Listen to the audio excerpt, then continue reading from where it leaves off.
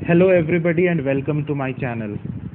इस लेक्चर में हम काउंसिल के द्वारा भेजा गया क्वेश्चन पेपर फिजिक्स सब्जेक्ट का उसको डिस्कस करेंगे और उस क्वेश्चन पेपर में पूछे गए चैप्टर 1 के क्वेश्चंस को आज हम स्टडी करेंगे। ठीक है, हम सभी जानते हैं कि 2020 में जो फाइनल एग्ज़ाम हुआ क्लास 9 के लिए, उस फाइनल एग्ज़ाम में सभी आईसीएसई स्कूल्स का क्वेश्चन पेपर काउंसिल के द्वारा भेजा गया था।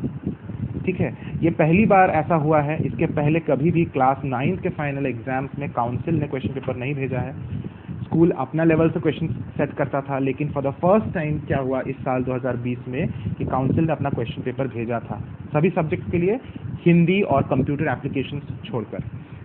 तो उसी क्वेश्चन पेपर जो फिजिक्स का क्वेश्चन पेपर है, उसी क्वेश्चन पेपर को आज हम स्टडी करेंगे और उस क्वेश्चन पेपर में चैप्टर नंबर 1 से पूछे गए क्वेश्चंस को आज हम स्टडी करेंगे। ठीक है, तो ये सब चीज़ को आज हम लेक्चर नंबर 9 में कवर अप करने वाले हैं। तो स्टार्ट करने से पहले मैं आपको बता दूं कि अगर आप मेरे प्रीवियस लेक्चर्स यानी lecture number 1 to lecture number 8 को नहीं देखे हैं या किसी भी लेक्चर को मिस आउट कर दिए हैं, तो आपके लिए ये लेक्चर नंबर 9 आपको समझ में नहीं आएगा, because this lecture will be only beneficial to you if you have studied seriously all the lectures, all the previous lectures, lecture 1 to lecture 8। अगर आप नहीं देखे हैं तो पहले उन सभी लेक्चर्स को देख लीजिए, then you come to lecture number 9। ठीक है, before moving to the discussion of the question paper, let me discuss the names of those students who have sent me the homework. कुछ प्रीवियस लेक्चर्स के homework भी मैं receive किया हूँ, उनके नाम भी मैं पढ़ देता हूँ। Shadman, studying in Saint Joseph school from Bhagalpur, has sent me the homework. He has been regularly sending me the homework of all the lectures. Abhinav Bhardwaj, studying in Don Bosco Academy from Patna, he has sent me the homework. Pushpa Rawat, she has also sent me the homework. Pushpa has not mentioned her school's name, even she has also not mentioned where she stays. So I would request कि जब भी आप homework भेजें कम से कम अपना नाम, school का नाम ज़रूर भेजें और कहाँ आप रहते हैं अपने डिस्ट्रिक्ट का नाम भी ज़रूर भेजें। Now this is the homework which have given in my previous lecture. कुछ लोगों ने जो होमवर्क बना लिया है, वेरी गुड फॉर देम, और कुछ लोग जो डिफ़िकल्टी फील कर रहे हैं उनके लिए मैं थोड़ा डिस्कस कर देता हूँ। और जिन लोगों ने होमवर्क बना लिया है उन लोगों को भी मैं रिक्वेस्ट करता हूँ कि आप बने रहें मेरे वीडियो के साथ, क्योंकि जब मैं कोई भी टीचर एक्सप्लेन करता है तो कुछ ना कुछ अच्छा चीज़ आपको मिल ही जाता है। तो आप अगर समझ भी गए होंगे तो भी आप कुछ देर रुक जाइए, फिर मैं क्वेश्चन पेपर की तरफ मूव करूँगा। पहला क्वेश्चन जो मैंने होमवर्क में दिया था वो है a simple pendulum completes 40 oscillations in 1 minute, यानी 1 मिनट में कितना ऑक्सीलेशन करता है? 40 ऑक्सीलेशन करता है। तो एक सिंपल पेंडुलम है जो 1 मिनट में 40 ऑक्सीलेशंस कर रहा है। फाइंड इट्स फ्रीक्वेंसी, मुझे फ्रीक्वेंसी निकालना है। फ्रीक्वेंसी का मतलब क्या होता है? The number of oscillations made in 1 second, उसे ही हम फ्रीक्वेंसी बोलते हैं। यानी 1 सेकेंड में जितना भी ऑक्सीलेशन वो करता है सिंपल पेंडुलम, उसको हम फ्रीक्वेंसी बोलते हैं। तो क्वेश्चन में 1 मिनट में कितना ऑक्सीलेशन करता है? 40 ऑक्सीलेशन ये दिया हुआ है। मुझे निकालना है 1 सेकेंड में कितना ऑक्सीलेशन करता है। तो पहले मैं इस मिनट को सेकेंड में कन्वर्ट कर दूं। 1 मिनट मतलब कितना सेकेंड? 60 सेकेंड। यानी क्वेश्चन में दिया हुआ है कि 60 सेकेंड्स में 40 ऑक्सीलेशंस हो रहा है। मुझे निकालना है 1 सेकेंड में कितना ऑक्सीलेशन कर रहा है, यानी 40/60। ठीक है, 40/60 करेंगे तो हमारा कितना ऑक्सीलेशन पर सेकेंड आ जाएगा? इसको सॉल्व करेंगे तो 40/60 होता है 0.67। तो हमारा आंसर क्या दिया हुआ है? 0.67 पर सेकेंड। पर सेकेंड को हम हर्ज भी लिख सकते हैं, HZ, ये फ्रीक्वेंसी का ऐसा यूनिट होता है। तो हमारा 0.67 हर्ज, ये हमारा फाइनली फ्रीक्वेंसी आ गया। ठीक है, 40/60 करके, नो डाउट। अब पूछा है पार्ट बी में फाइंड इट्स टाइम पीरियड। अब मुझे क्या निकालना है? Time period. तो हमने ऑलरेडी पढ़ा था फ्रीक्वेंसी और टाइम पीरियड एक दूसरे का रेसिप्रोकल होता है। तो अगर मुझे टाइम पीरियड निकालना है, T निकालना है, तो वो 1/f होगा। और f का वैल्यू हमने अभी जस्ट निकाला, कितना है f का वैल्यू? 40/60, यही ना फ्रीक्वेंसी है 40/60।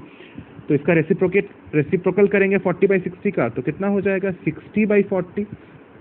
ठीक है, और यूनिट क्या होगा? टाइम पीरियड का सेकेंड। तो 60/40 को जब हम सॉल्व करेंगे तो 1.5 हमारा आंसर आ जाएगा सेकेंड। वही गिवन है 1.5 second. I hope this is clear how we have solve this, no doubt. Now moving to the next question. Next question is very simple. It is given in the question the time period, आप second question को देखिए, the time period of a simple pendulum is 2 second. Time period दिया हुआ है, कितना है time period simple pendulum का? 2 second, ठीक है। What is it's frequency? Frequency क्या होगा? वेरी सिंपल, फ्रीक्वेंसी क्या होता है? टाइम पीरियड का रेसिप्रोकल, यानी इसका रेसिप्रोकल। तो हमारे 2 का रेसिप्रोकल क्या होगा? 1/2, ठीक है। और फ्रीक्वेंसी का यूनिट क्या होता है? हर्ट्ज। तो हमारा कितना हो जाएगा? 1/2 मतलब 0.5 हर्ट्ज, ठीक है। ये हमारा आंसर दिया हुआ है, 0.5 हर्ट्ज या 0.5 पर सेकेंड या सेकेंड इनवर्स, ठीक है। हर्ट्ज मतलब ही सेकेंड इनवर्स होता है। अब क्या पूछा है next part, what name is given to such a pendulum? इस पेंडुलम को आप किस नाम से बुलाते हैं? ये तो बहुत सिंपल क्वेश्चन है कि सेकेंड्स पेंडुलम। इस पेंडुलम का क्या नाम है? Seconds pendulum. क्यों? क्योंकि एक ऐसा पेंडुलम जिसका टाइम पीरियड 2 सेकेंड्स हो, उस पेंडुलम को हम सेकेंड्स पेंडुलम बोलते हैं। ये हमने अपना लास्ट लेक्चर में पढ़ा था कि seconds pendulum is the pendulum of which the time period is 2 second, ठीक है, no doubt. Now third question की तरफ जाते हैं, find the length of a seconds pendulum. तो हमें लेंथ निकालना है सेकेंड्स पेंडुलम का। तो सेकेंड्स पेंडुलम दिया हुआ है क्वेश्चन में, मतलब इसका टाइम पीरियड भी दिया हुआ है 2 सेकेंड, ये गिवन है, ठीक है। और क्या गिवन है? जी का value, acceleration due to gravity कितना लेना है हमें? 10 मीटर पर सेकेंड स्क्वायर। तो जी का वैल्यू भी दिया हुआ है 10 मीटर पर सेकेंड स्क्वायर, ठीक है। और क्या दिया हुआ है? टेक पाई इक्वल्स टू 3.14, ये भी क्वेश्चन में गिवन है। तो हमने पाई का वैल्यू भी हमें दिया हुआ है 3.14, नो डाउट। और हमें निकालना क्या है? कैलकुलेट द लेंथ बोला है क्वेश्चन में, यही ना है, आप देखिए, फाइंड द लेंथ क्वेश्चन में है, फाइंड द लेंथ। तो हम लेंथ को निकालेंगे, यानी एल मेरा अननोन है। तो कौन सा इक्वेशन हम यूज करेंगे? मैं बस इक्वेशन आपको लिख देता हूँ, सॉल्व आपको करना है। This is the equation, time period equals to 2 pi under root L/G। ये इक्वेशन आपके लिए नया नहीं है, आपने प्रीवियस लेक्चर में मैं इस इक्वेशन को आपको पढ़ाया था, ठीक है। और इस इक्वेशन पर बेस्ड हमने न्यूमेरिकल्स भी डिस्कस किए थे। तो इस इक्वेशन को आपको याद कर लेना है, मैंने पहले भी आपको बोला था। इसी इक्वेशन में हम वैल्यूज को पुट करेंगे, टी का वैल्यू क्वेश्चन में गिवन है, पाई का वैल्यू गिवन है और जी का वैल्यू गिवन है, तो हम एल को निकाल सकते हैं। तो एल को कैसे सब्जेक्ट बनाएंगे? ये बहुत सिंपल है, जिनका मैथ्स थोड़ा कमजोर है उनके लिए मैं बता देता हूँ कि सबसे पहले मैं बोथ साइड्स को स्क्वायरिंग करेंगे हम, ठीक है। तो इधर करेंगे तो टी स्क्वायर हो जाएगा, और इस साइड स्क्वायरिंग करेंगे तो 2 का स्क्वायर 4, पाई स्क्वायर बन जाएगा इधर, ठीक है। और ये जो अंडर रूट L/G है, तो रूट का स्क्वायर करेंगे तो रूट हट जाएगा, यानी सिर्फ हमें L/G मिलेगा। अब आप शिफ्ट करके इधर उधर ट्रांसपोज करके L को सब्जेक्ट बना सकते हैं। L will become T²G divided by 4 pi square, ठीक है। अब आप L का वैल्यू तो निकाल सकते हैं, मैंने आपको लिए इक्वेशन बना के दे दिया L के लिए, T²G बाई 4 पाई स्क्वायर। इसमें आप पुट कीजिएगा वैल्यूज, आपका L यानी लेंथ ऑफ द पेंडुलम आ जाएगा, ठीक है। तो चलिए मूव करते हैं, ये आप कर लीजिएगा। जिन लोगों ने होमवर्क नहीं बनाया है अभी आप बना के इसको मुझे सेंड कर दीजिएगा, ठीक है। Now we are going to discuss the question paper, ठीक है। सबसे पहले मैं आपको बता दूं, आपको क्वेश्चंस बहुत इजी लगेंगे। क्वेश्चंस बहुत इजी इस बार पूछे गए हैं, फर्स्ट चैप्टर से ही नहीं, सारे चैप्टर से जो भी क्वेश्चन पूछे गए हैं सब बहुत इजी थे, ठीक है। तो फर्स्ट क्वेश्चन क्या है? The figure shows the parts of a measuring scale. Parts of measuring scale, 2 measuring scale का पार्ट को शो किया गया है, scale A and scale B. Which scale can measure length more accurately, A और B? इन दोनों scales में कौन ज्यादा एक्यूरेटली मेजर कर सकता है?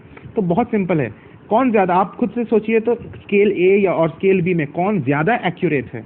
डेफिनेटली स्केल बी ज्यादा एक्यूरेट है। क्यों? क्योंकि उसका नंबर ऑफ डिविजन्स ज्यादा है, तो वो ज्यादा एक्यूरेटली मेजर कर सकता है। स्केल बी का जो डिविजन्स है, नंबर ऑफ पार्ट्स है, वो कम है बी के तुलना में, यानी वो लेस एक्यूरेट है, ठीक है। तो हमारा क्या आंसर होगा? Scale B is more accurate than scale A, no doubt.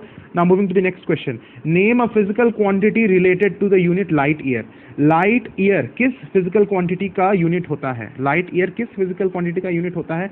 जब मैं आपको लाइट ईयर पढ़ाया था फर्स्ट लेक्चर में, तो मैं इसको बहुत एम्फोसिस देके आपको बताया था कि लाइट ईयर में बच्चे कंफ्यूज भी कर जाते हैं। लाइट ईयर सुनने में लगता है कि ये टाइम का यूनिट है, क्योंकि ईयर तो टाइम का यूनिट होता है, लेकिन लाइट ईयर टाइम का यूनिट नहीं होता है। ये किस फिजिकल क्वांटिटी का यूनिट होता है? Yes, you are right, distance का यूनिट होता है, ठीक है। ये मैंने आपको डिस्कस किया था बहुत ही ज्यादा एम्फोसिस देकर, ठीक है। तो इसका आंसर क्या होगा? डिस्टेंस। नेक्स्ट क्वेश्चन की तरफ बढ़ते हैं, what is the relation between time period and frequency of an oscillation of a simple pendulum? Time period और फ्रीक्वेंसी के बीच क्या रिलेशन है? तो हम मुझे नहीं लगता कि कोई भी ऐसा स्टूडेंट होगा जो इसका आंसर नहीं दे पाया होगा, क्योंकि टाइम पीरियड और फ्रीक्वेंसी एक दूसरे का रेसिप्रोकल होता है. You have to write only this equation and you will get the marks, full marks for this question. Okay, तो बहुत सिंपल क्वेश्चन था. नेक्स्ट क्वेश्चन क्या है, what will be the effect on the time period. Time period पर क्या effect होगा of the pendulum if the mass of the bob is increase. अगर हम मास, बॉब का मास को इंक्रीज कर देते हैं, मास को बढ़ा देते हैं फॉर द सेम लेंथ, लेकिन लेंथ को चेंज नहीं करते हैं. सिंपल पेंडुलम का जो लेंथ है स्ट्रिंग का, उसको नहीं चेंज करते हैं, सिर्फ मास ऑफ द बॉब बढ़ा देते हैं, तो क्या इफेक्ट होगा टाइम पीरियड पर. तो बहुत लोगों को ये तो ऑलरेडी याद है कि मैं प्रीवियस लेक्चर में आपको बहुत ज़्यादा एम्फोसिस देकर बताया था कि time period mass of the Bob पर डिपेंड नहीं करता है, नहीं करता है, नहीं करता है. यानी आप मास ऑफ द बॉब को बढ़ा दीजिए चाहे घटा दीजिए, आपका टाइम पीरियड पर कोई इफेक्ट नहीं होता है. टाइम पीरियड सिर्फ लेंथ ऑफ द स्ट्रिंग पे डिपेंड करता है और एक्सेलरेशन ड्यू टू ग्रेविटी यानी स्मॉल जी पे डिपेंड करता है. तो आपका अगर लेंथ सेम है लेकिन मास को चेंज कर दे रहे हैं तो टाइम पीरियड पर कोई इफेक्ट नहीं होगा. तो इसका क्या आंसर होगा, there will be no effect on the time period of the pendulum if the mass of the bob is increased because time period of the pendulum does not depend on the mass of the bob. ठीक है, no doubt. Moving to the next part, next question. Okay, ये आपका section 2 यानी section 2 से पूछा गया question है. पहला जो क्वेश्चन सेट ऑफ क्वेश्चंस किए थे ये हमने सेक्शन 1 का क्वेश्चन था, क्वेश्चन नंबर 1 था. तो अभी हम क्वेश्चन कर रहे हैं सेक्शन 2 से पूछा गया कुछ क्वेश्चन से. Now the SI unit of length is represented by the symbol m. ठीक है, ये हमें पता है. SI यूनिट का जो SI यूनिट ऑफ लेंथ क्या होता है, SI unit of length metre होता है, सभी को पता है. उसका सिंबल क्या होता है, स्मॉल m. तो बोल रहा है कि लेंथ का SI यूनिट को हम स्मॉल m से डिनोट करते हैं. ये तो हम जानते हैं. क्वेश्चन क्या है, क्वेश्चन है what is the symbol for SI unit of current. Current का SI यूनिट का सिंबल क्या है. तो करंट का SI यूनिट है क्या, करंट का SI यूनिट मैंने पढ़ाया था ना आपको, एम्पियर. ठीक है, करंट का SI यूनिट क्या होता है, एम्पियर. उसका सिंबल क्या होता है, कैपिटल A. तो आपको बस कैपिटल A लिखना है और आपको मार्क्स मिल जाएगा. कितना इजी क्वेश्चन है. ठीक है, नेक्स्ट क्वेश्चन क्या है, when is a vernier callipers said to be free from zero error. हम कब कहेंगे कि वर्नियर स्केल में कोई भी जीरो एरर नहीं है, ये भी मैंने पढ़ाया था आपको. ठीक है, कब कहेंगे जीरो एरर नहीं है, when we join the two jaws of the vernier calipers. जब हमने दोनों jaws को ज्वाइन कर दिया वर्नियर कैलिपर्स का, if the zero of the vernier scale coincides with the zero of the main scale, then we will say that the vernier scale is free from zero error. अगर दोनों jaws को join करने के बाद vernier scale का zero और main scale का zero coincide कर रहा है, तब हम बोलेंगे कि वर्नियर स्केल में जीरो एरर नहीं है. ठीक है, no doubt in this question. Next question क्या है, name the principle on which the screw gauge works. किस प्रिंसिपल पर स्क्रू गॉज वर्क करता है. तो सबसे पहला चीज हम ये जानते हैं, screw gauge works on the principle of screw. Screw के प्रिंसिपल पर काम करता है और इसका आंसर मैं आपको लिख भी दिया हूं यहाँ पे कि क्या है प्रिंसिपल. इसको आप नोट डाउन कर लीजिएगा. The linear distance which the screw moves in one round. एक राउंड, एक कंप्लीट रोटेशन करने के बाद जितनी दूरी लीनियर डिस्टेंस अपने एक्सिस के डायरेक्शन में वो मूव करता है, is equal to the distance between two consecutive threads on it. वही डिस्टेंस किसके बराबर होता है, दो थ्रेड्स के बीच का डिस्टेंस. ठीक है, यह मैंने आपको पढ़ाया था. And this distance is known as pitch of the screw. इसी डिस्टेंस को हम क्या बोलते हैं, पिच. और यही चीज है आपका principle of the screw gauge. ठीक है, no doubt. Moving to the next question. Okay, the image is little bit of bad quality, लेकिन प्लीज आप थोड़ा समझने का कोशिश कीजिए, आपको समझ में आ जाएगा. इमेज क्वालिटी खराब है, मैं ये मानता हूँ. मुझे खुद खराब लग रहा है कि मैं इमेज क्वालिटी अच्छा वाला आपके लिए मैं मैनेज नहीं कर पाया ड्यू टू सर्टेन रीजंस, क्योंकि मैं घर से बाहर निकल भी नहीं पा रहा हूँ. किसी ने मुझे क्वेश्चन पेपर सेंड किया, मेरे पास नहीं था, तो ये इमेज क्वालिटी थोड़ा डिग्रेड कर गया है, लेकिन आपको समझ में आ जाएगा. ठीक है, draw a graph not to scale. आपको एक ग्राफ बनाना है जो स्केल के अनुसार न हो तो भी चलेगा. ठीक है, representing the variation of square of time period यानी टी स्क्वायर. एक साइड में हमें क्या रखना है, T square, square of time period with the length L of a pendulum. और दूसरे साइड मुझे क्या रखना है, L, length of the pendulum. यानी टी स्क्वायर और एल के बीच का मुझे वेरिएशन ग्राफ बनाना है. और इस ग्राफ को तो मैं प्रीवियस लेक्चर में आपको बहुत बहुत बहुत इंपॉर्टेंट आपको बताया भी था, तो इस पर मैं और डिस्कशन इस स्लाइड में नहीं करूँगा। तो कैसा होता है, सिंपल एक स्ट्रेट लाइन ग्राफ होता है ऐसा, ठीक है। ये ग्राफ आपको बनाना है, कितना इजी क्वेश्चन है, नो डाउट, ठीक है। Now moving to the next question, if the length, अगर आपको क्वेश्चन देखने में दिक्कत हो रहा है तो आप, मैं क्वेश्चन को पढ़ दे रहा हूं तो आप उससे भी आप समझ जाइएगा। नेक्स्ट क्वेश्चन क्या है, if the length of a simple pendulum is increased to 4 times the initial length, how is the time period affected. अगर सिंपल पेंडुलम का लेंथ को हम इंक्रीज कर देते हैं 4 टाइम्स, 4 गुना बढ़ा देते हैं, तो टाइम पीरियड कैसे इफेक्ट होता है। तो क्या लेंथ पर डिपेंड करता है टाइम पीरियड?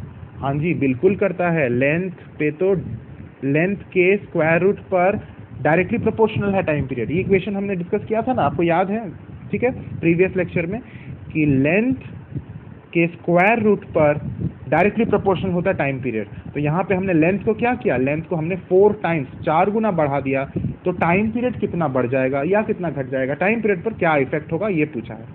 तो इसको करने के लिए हम ऐसा लिख सकते हैं इस इक्वेशन को कि let the initial time period be t1, आपको लिखना है let the initial time period be t1, ठीक है। पहला जो इनिशियल टाइम पीरियड t1 है, उसके बाद जब लेंथ को हमने 4 गुना कर दिया, तब जो टाइम पीरियड हो गया उसको हम t2 से डिनोट कर रहे हैं। तो 2 टाइम पीरियड हो गया, आप स्टेटमेंट में लिखिएगा, let the initial time period be t1 and the final time period be t2, ठीक है। आपको निकालना है t2 का वैल्यू t1 के तुलना में, ठीक है। तो हम इस रिलेशन से हम क्या लिख सकते हैं, हम लिख सकते हैं t1 by t2 is equal to under root of L1 by L2, ठीक है। L1 क्या है, हमारा इनिशियल लेंथ, L2 क्या है, फाइनल लेंथ, ठीक है। तो नेक्स्ट स्टेप में हम क्या लिखेंगे, L1 के जगह तो हम L1 लिखेंगे, लेकिन L2 के जगह हम क्या लिख देंगे, L2 जो हमारा फाइनल लेंथ है वो मेरा इनिशियल लेंथ का क्या है, 4 गुना है, यानी 4L1 लिख सकते हैं, because L2 is 4 times of L1, ठीक है, नो डाउट। इसमें L1 कैंसिल हो गया ऊपर नीचे, और हमारा इक्वेशन क्या आ गया, t1 by t2 is equal to under root of 1/4। तो अंडर रूट ऑफ 1/4 को हम लिख सकते हैं 1/2, ठीक है, नो डाउट। तो इससे हमारा क्या आ जाएगा, t2 यानी हमारा जो फाइनल टाइम पीरियड है वो 2t1, ठीक है, आ जाएगा। यानी हमारा जो फाइनल टाइम पीरियड है वो इनिशियल टाइम पीरियड का दुगना है, 2 टाइम्स है। तो हम क्या लिखेंगे, हमारा आंसर, हमें ये मैथमेटिकल पार्ट पूरा शो करना है, ठीक है, then only we will arrive at the final conclusion. We will conclude, क्या लिखेंगे, the time period will become twice the original time period, यानी टाइम पीरियड हमारा दुगना हो जाएगा। No doubt in understanding this part, ठीक है। तो इतना ही था हमारा questions in the question paper, first chapter से पूछे गए बस इतने ही क्वेश्चंस थे, इससे ज़्यादा क्वेश्चंस नहीं थे, और आपने ये देखा कि कितना इजी क्वेश्चंस था, ठीक है। मैं अपना ईमेल आईडी अभी यहाँ पे लिख देता हूँ, और इस ईमेल आईडी पर आप मुझे अपना होमवर्क भेजिएगा। तो होमवर्क क्या है, इस लेक्चर का होमवर्क है कि अभी अभी हमने जो भी क्वेश्चंस डिस्कस किया प्रीवियस ईयर में पूछे गए, उन सभी क्वेश्चंस को आपको करना है और मुझे सेंड कर देना है। ये मेरा ईमेल आईडी है, ठीक है।